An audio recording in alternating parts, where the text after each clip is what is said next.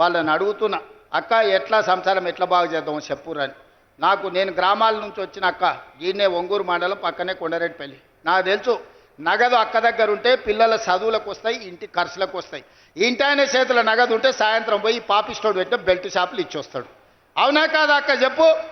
నువ్వేమన్నా పోకల డబ్బల్లో అన్నో ఇన్నో దాచుకుంటే సాయంత్రం అక్కడిక్కడ ఎత్తి అవి కూడా గుచ్చుకపోతాడు. ఇవ్వకపోతే 2 దెబ్బలు కూడా వేస్తాడు.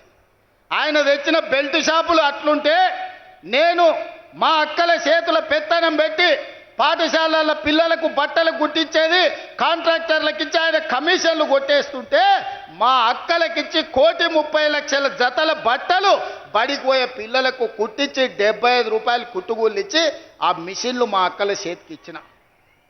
అమ్మ ఆదర్శ పాఠశాల పేరు మీద పాఠశాలల నిర్వహణ మా అక్కల చేతిలో పెట్టిన. ఎందుకంటే మా గ్రామాలలో ఉండే పేదోళ్ళ ఆడబిడ్డలే సర్కారు బడికి పోతున్నారు. ఆ సర్కారు బడి ఎవరో అధికారి నిర్వహిస్తే అది చక్కగా ఉండదని అమ్మ ఆదర్శ పాఠశాల పెట్టి ఆడబిడ్డలకే చెప్పిన.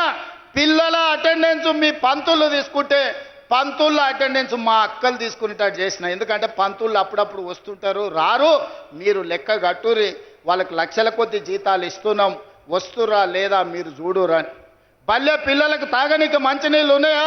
బాత్రూంలో ఆడపిల్లలు పోతే ఊరు మధ్యలో పడి ఉంటే ఆడపిల్ల బాత్రూమ్ పోవాలంటే కష్టంగా ఉంటుంది. ఆ బాత్రూంలు కట్టి ఆడబిడ్డలను ఆదుకోండి అని మా అక్కల చేతులు పెట్టిన బడి. ఇవాళ బల్ల నిర్వహణ మా ఆడబిడ్డల చేతులు పెట్టిన మాట వాస్తవం కాదా?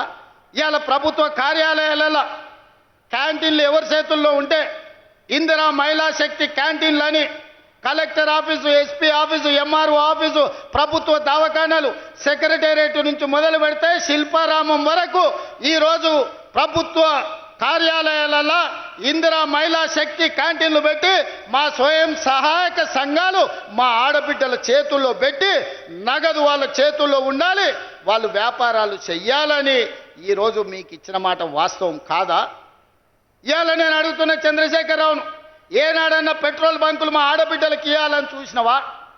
రిలయన్స్కి ఇవ్వాలి పెట్రోల్ బంకులు, సోలార్ పవర్లు అదానికి ఇవ్వాలని నువ్వు మోడీ పోటీ పడితే ఇవాళ జిల్లా కేంద్రాలలో పెట్రోల్ బంకులకు ప్రభుత్వ స్థలం ఇచ్చి అవి నిర్వహించుకునే బాధ్యత మా అక్కలకిచ్చి ఇవాళ పెట్రోల్ బంకుల యజమానులను మా ఆడబిడ్డలు చేసినాం.